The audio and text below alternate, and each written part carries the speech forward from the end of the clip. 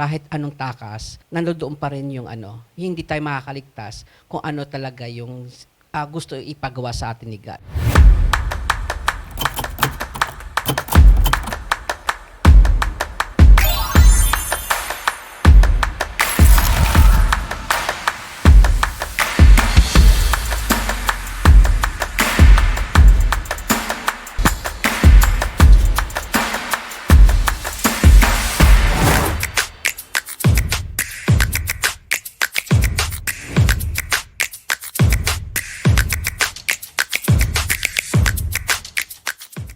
Now, let's proceed naman sa ating second question and make the atmosphere lighter. Let's talk about Bible characters. Ate Jen?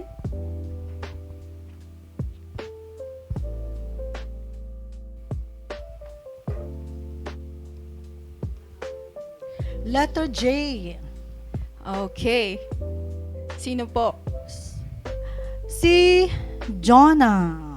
Yan. Okay, We let's will talk about Jonah. Um, Okay, Ate Jen, what can you tell about what happened in Jonah's story? Jonah is one of the minor prophet na nabanggit sa Bible, kasama ng ibang mga minor prophets like Malachi, Amos, so marami pang iba. And ngayon si Jonah po ay inutusan siya ni Lord na pumunta ng Nineveh para mag-share ng word ni God, para sila ma-redeem, magkaroon sila ng salvation through faith.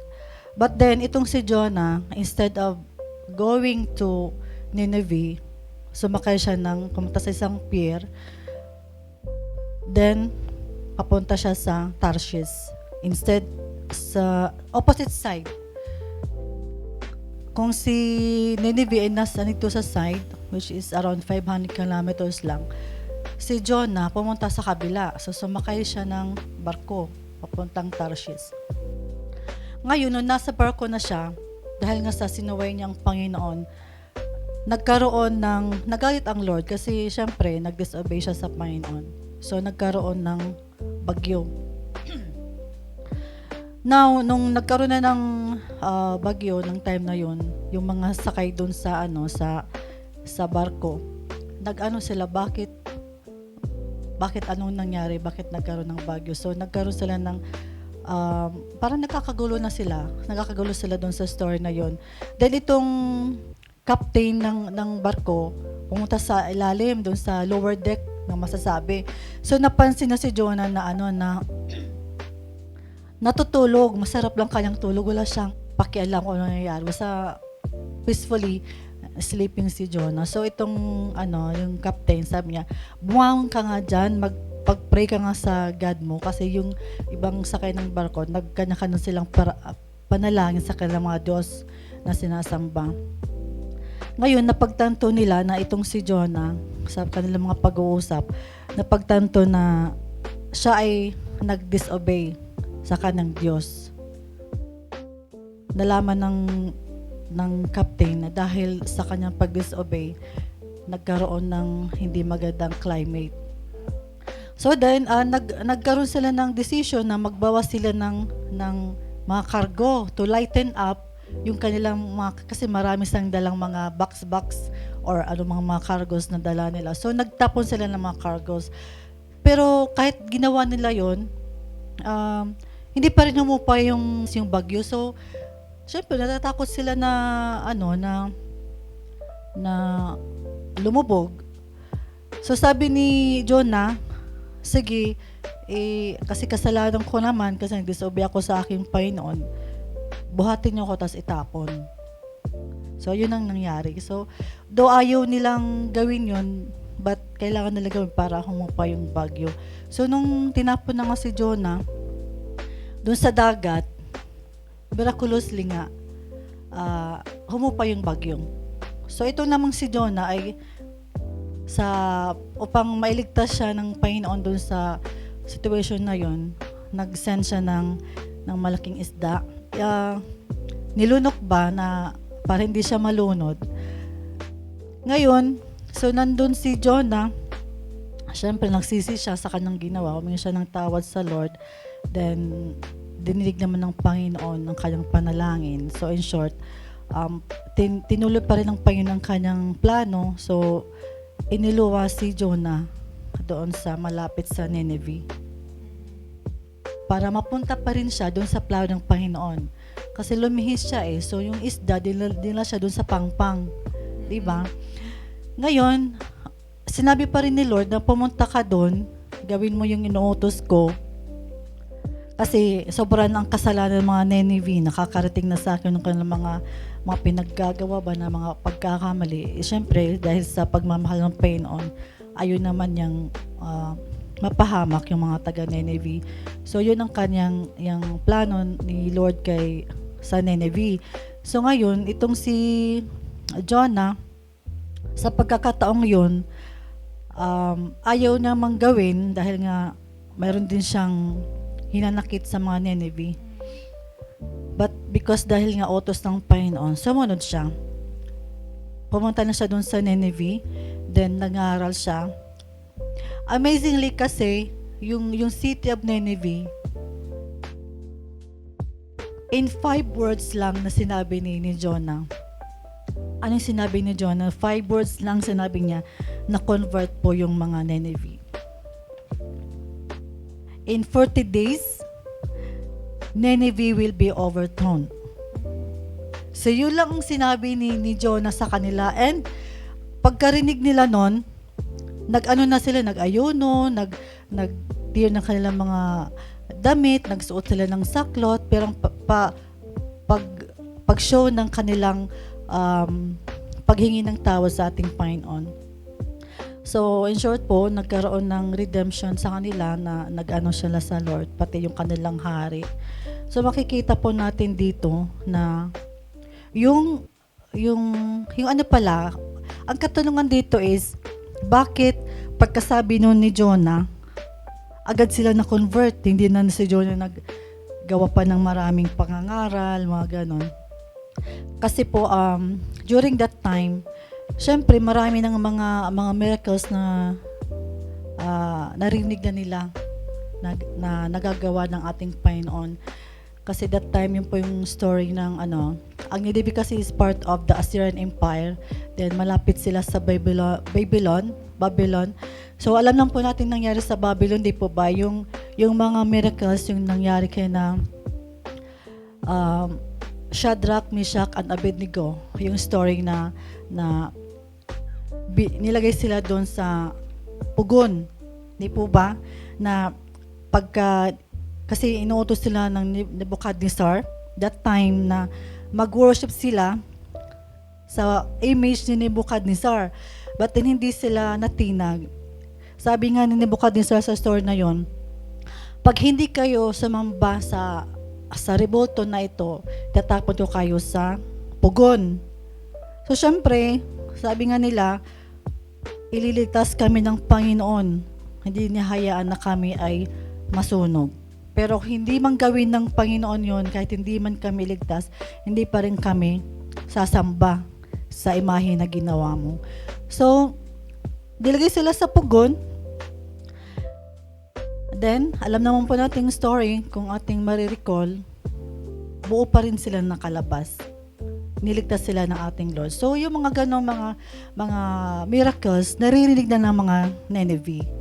So, nung time na pumunta si Jonah sa Nineveh, alam na nila, ang ating Lord, kilala na nila. So, by the time na sinabi ni Jonah na in 40 days, Nineveh will be overthrown. Masisira, paparusahan sila ng Lord. So, wala silang but to repent. Wala silang choice but to repent. Yes, in addition po kay Ate Jen sa story po ni Jonah, makikita natin dito 'di ba yung kung paano kumilos si God sa buhay din po ni Jonah. Kahit anong takas natin, nandoon pa rin yung hindi tayo makakaligtas kung ano talaga yung gusto ipagawa sa atin ni God. Sa buhay ni Jonah kasi 'di ba, makikita natin yung yung kinain siya ng big fish. Yung big fish na to pwede natin I think sa a whale, big fish. Yung whale ang kumain sa kanya, 'di ba po? So sabi nga po ni Pero Ate hindi Jen, nabanggit that it's a whale. whale ba? Yeah, Hindi pa yeah. nabanggit. Oo. Opo, basta big fish. Oo. Big fish. Yung po. Gaya na sabi nga po ni Ate Jen, di ba po, na nagtataka yung mga tao doon sa loob ng boat. Mm-mm. Kung kahit anong tapon ng mga kargamento nila doon, pero ando doon pa rin yung yung hindi humuhupa, yung storm. So, kaya di ba po nag-ano si Jonah na siya itapon. Itapon siya na di ba yung gaya ito pong yung storm na to parang may connection din siya yung doon din po sa yung sa Matthew 8 verse 23 to 27, 'di ba? Similar po to na doon sa Sea of Galilee na yung pinahupa ni God yung sea, yung ito po yata yung sila nandoon sila sa yung sa yung mga disciple, kasama yung mga disciple, di ba po? Yung sa Sea of Galilee. So, yun po. At saka magtataka rin tayo, ilang days ba si Jonah doon sa loob ng big fish? Di ba Kuya Alex, ilang days? 3 days, days? and Apo. nights. 3 days and 3 nights. So, So, same di day. ba yung sa loob, hindi natin may kapag nasa loob tayo ng di ba po, ng big fish, sa kung baga yung sa kapag namatay isang tao, 'di ba yung ma-decompose ka agad. Pero si Jonah, 'di ba po, hindi natin alam kung ano yung sa loob ng isda. Kung nandoon tayo sa loob ng isda, mamamatay ba tayo or hindi? Pero may ando doon yung guidance ni God at 'di ba nagpray po doon si Buhay siya Jonah. kasi Opo. nagpray. Nagpray si Jonah doon sa loob ng big fish at nagrepent siya ng kanyang kasalanan. Amen. Apo. May gusto atang Ay nga po, sabihin dahil si nag-repent Kuya siya, Alex. dahil tawag dito, kanyang inako na siya nagkasalano kasi sa halip na pumunta siya doon sa Nineveh, nagpunta siya ng Tarsis, so nandoon yung kanyang paglabag sa panawagan ng Panginoon sa kanya. So, ayun nga po, nag-pray siya, sabi nga po ni Kuya Jack, at nag-repent at hindi kinalaunan ay yun nga po ay binluwa siya ng malaking isda doon sa dalampasigan na malapit sa Nineveh po. Which yung nga pong sinabi ni Ate Jen na sinabi na within 40 days ay gugunawin yung Nineveh. So from that day moment ay yun nga po pati ang hari hindi lamang yung kanyang pati po mga hayop po pinagsuot nila ng saklot po. Tapos po yun nga nakita ng Diyos na truly na yung kanilang pagtalikod sa kasamaan kaya hindi tinuloy ang paggunaw ng Nineveh po. So, ibig sabihin truly when they repented wholeheartedly na andyan yung Diyos natin po na mapagpatawad na doon din po ay pinakita ng ating Panginoon yung pagmamahal niya ay hindi lamang doon sa Israel kasi alam nga po natin na ang Assyria ang Nineveh ay isang syudad sa Assyria ang Nineveh ay isang syudad sa Assyria na kalaban ng Israel ng mga panahon na iyon. So dito rin pinakikita ng Panginoon yung kanyang pagmamahal hindi lamang doon sa kanyang sariling bayan, bagkus gusto niya rin mailigtas pati yung kaaway niya pati yung kaaway ng bayan ng Israel po. So yung pag-ibig niya ay pinapakita na para sa lahat po. Tapos nga po doon nga po sa Nineveh po nandoon yung dagdag lang po ay sa pagkahabag ng Diyos nandoon po sinabi po doon na nagalit si Jonah sa pagkahabag ng Diyos sa Nineveh.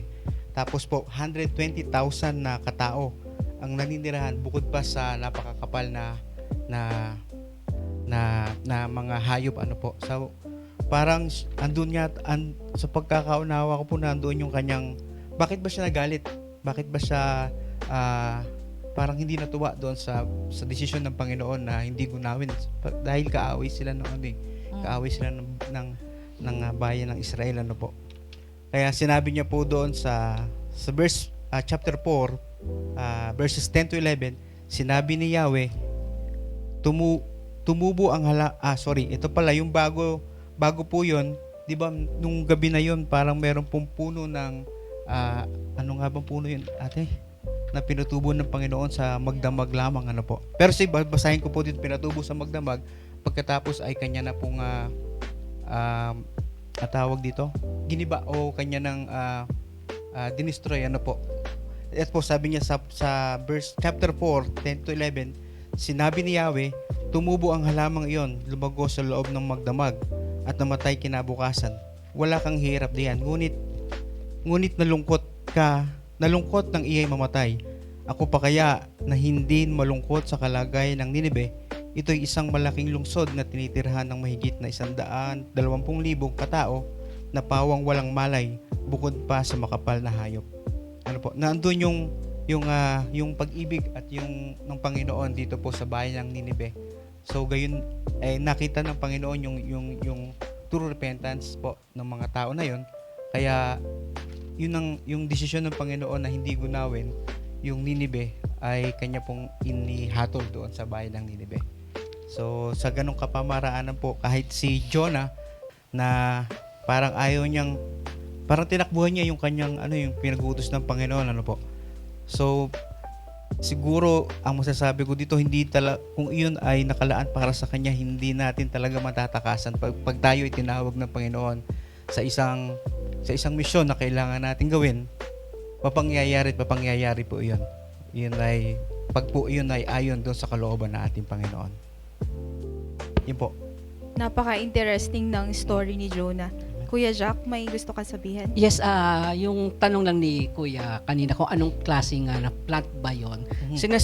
Sabi kasi yung a plant, yung in-identify siya in a certain, but it's possibly could be a fast-growing castor oil plant. Ito yung nabubuhay siya ng mabilis kahit nasa mainit na climate. Oh, thank you, Kuya Jack. So, ano yung mga natututunan natin dito sa story ni Jonah? Pero may tanong din ako. Mako-consider ba natin na successful prophet si Jonah kung sa una nag-disobey siya sa Panginoon, tapos sa huli nagalit siya kung bakit linigtas ng Panginoon ang Ninive? Para po sa akin, it was a successful na ginawa ni Jonah. Kasi doon sa pagsuway niya, doon sa sinakyan niyang barko, kung maalala natin, nung humupa ng bagyo, nakilala din nila yung ating Panginoon at sila ay sumamba. Di ba meron silang mga Diyos-Diyusan? So nakita nila ang Diyos ni Jonah ay siyang totoo. So nagkaroon sila ng idea or believe na ang kanilang Diyos ay fake kasi nanalangin sila pero hindi naman humupa yung bagyo. But when si Jonah ay nag-amin sa kanyang kasalanan at nagpatapon sa dagat is a way of yung kanyang pag-surrender na inako niyang kasalanan, in-acknowledge niyang kanyang kasalanan. So nakita nila yun at nandun sila yung mga pahinante na sinasabi, yung workers sa barko na yon ay nagkaroon sila ng idea or belief na ang Diyos natin na sinasamba ay siyang totoo. So ginamit ni Lord yung ganong katigasan niya ng ulo para din mag-glorify siya doon sa buhay na mga pahinante na yon doon sa barko. And then napangyari pa rin ni Lord ang kanyang plano by sending yung big fish para kainin si Jonah para hindi siya malunod. And it was also a miracle kasi hindi ko ma-imagine kung nasa tiyan tayo ng isda. May oxygen ba yun? Hindi ko alam. Parang wala naman. Kasi ang oxygen nasa lungs, ang isda, ang tayo, pag nilamon, na doon tayo sa digestive system, sa stomach. At ang Acidic stomach pa yun. Yeah, acidic ang stomach. May laman yun ng mga acids, di ba? Hydrochloric acid man siguro, pares lang din sa taong. So acidic yun. So hindi ko maano sa medical kung makakahinga pa rin siya doon sa ilalim. Pero sa tingin ko hindi. So it was a miracle na nabuhay si Jonah for 3 days and 3 nights. Then after na nangyari yun, sa kanyang pagsunod pa rin sa Panginoon, na-save yung Nineveh. So it was still a successful one. Everything happens for a purpose. Yung kanyang pag-disobey, hindi naman nasayang kasi na-convert din yung nasa barkong. So, ikaw, Kuya Alex, Opo, I could say, yun po ay successful. Kasi nabarating nga yung message ng Panginoon sa mga taga Nineveh na naging daan po ng pagkakaligtas nila sa paggunaw ano po nung o ano ba tawag doon? Pagpulbos o paggunaw nga po doon sa bayan ng Nineveh. So everything is successful as a prophet po si Jonah. Thank you po. So, ito yung mga key lessons natin from Jonah. So, Kuya Jack, may gusto ka bang sabihin? O baka may gusto kang itanong kay Jonah? Kasama ba siya? Nasaan ba si Jonah? Yung highlights kasi din sa buhay po ni Jonah, 'di ba po yung pinapakita dito yung universal yung salvation. 'Di ba po yung hindi pinipili na or hindi lang yung chosen few kundi universal para sa pangkalahatan ng salvation. Yung kung ano yung important ng repentance. So yung ginawa po ng mga Nineveh, 'di ba? Na nagrepent sila kahit yung mga most wicked people doon sila, 'di ba? Pero nagrepent sila sa kanilang mga kasalanan. At ayun nga po na hindi po tinuloy ni God yung paggunaw sa kanila. Thank you, Kuya Jack. So, the key lessons from Prophet Jonah is hindi talaga natin matatakasan kung ano yung calling natin, di ba? Katulad ng sinabi ni Kuya Alex, mapangyayari at mapangyayari kung ano yung calling ni God para sa atin. And God is really merciful. Even to those we don't think na deserve nila. Kasi di ba kaya nga nag-disobey si Jonah kasi he thinks that Nineveh doesn't deserve the forgiveness. And true repentance brings forgiveness, di ba? And katulad din ng sinabi ni Kuya Jack na God cares about all nations, hindi lang sa chosen few. So thank you po sa napakagandang discussion.